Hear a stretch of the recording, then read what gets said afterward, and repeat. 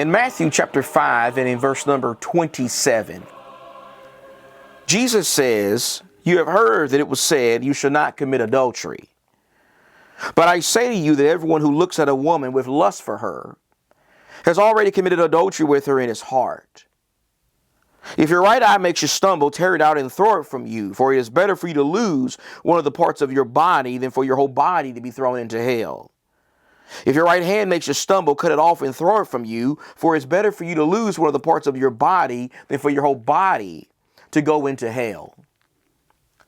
These are some very challenging words that Jesus gives here in the Sermon on the Mount. And they are challenging not only because they talk about the source of sin, which is a person's heart, but also because they talk about how to radically deal with it. They talk about how to defeat sin and how to rid it from our lives. In fact, there are two very powerful realities that Jesus announces here about sin. First, in these verses, Jesus makes it very clear that sin is serious. Sin is serious, serious business. Notice very carefully the sin that Jesus talks about here in these verses. Notice how in these verses, Jesus doesn't talk about the sin of murder. He doesn't talk about lying or stealing someone's goods. He doesn't talk about cussing somebody out or even the physical act of adultery. Instead, the sin he speaks of here involves thinking. It involves thinking about sin, lusting, committing adultery of the heart. You and I both know that when it comes to a lot of people in our culture and society today, to them, that's not a big deal. They say it's not a big deal to lust. It's not a big deal to fantasize about someone who is not their spouse. They say it's okay to look as long as you don't touch. That's what our culture and society has to say about this. But Jesus says something different. Jesus says that all sin is serious. The physical act of adultery is serious, as well as adultery of the heart. While our culture and society waters down and minimizes and trivializes sin, Jesus says that all sin can cost you your soul. All sin can put you on a path to destruction. All sin can lead you to having your soul thrown into hell. That's what Jesus says about sin in these verses. And as a result of that, naturally, the second thing he says about sin here is the fact that not only is sin serious, but also dealing with sin often requires some radical actions. Radical actions. And we see that again in verse number 29 when he says, "If your right eye makes you stumble, tear it out and throw it from you. For it's better for you to lose one of the parts of your body than for your whole body to be thrown into hell.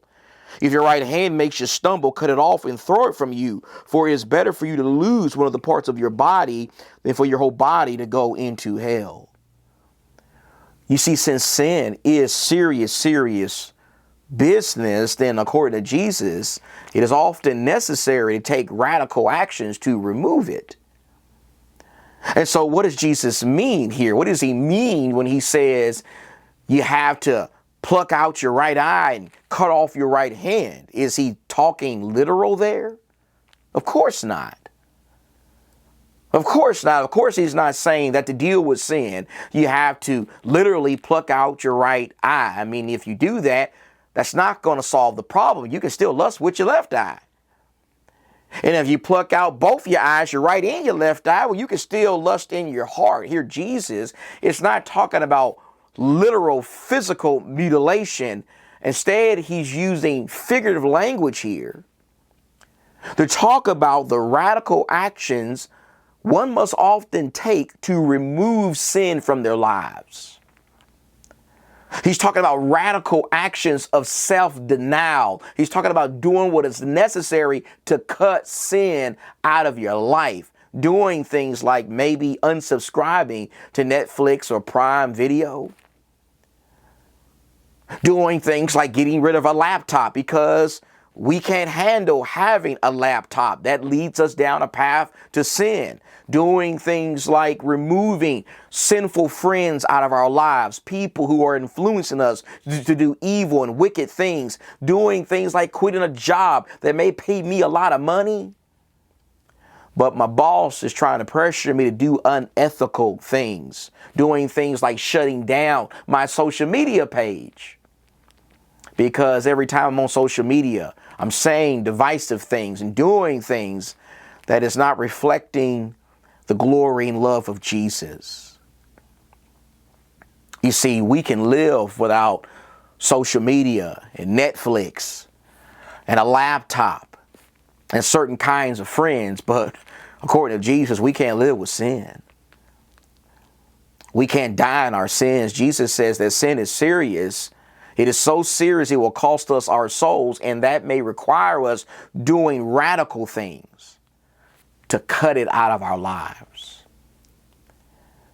That's what Jesus says here about sin. And let us keep these things in the forefront of our minds as we try to live for Jesus and make sure we take sin as serious as him.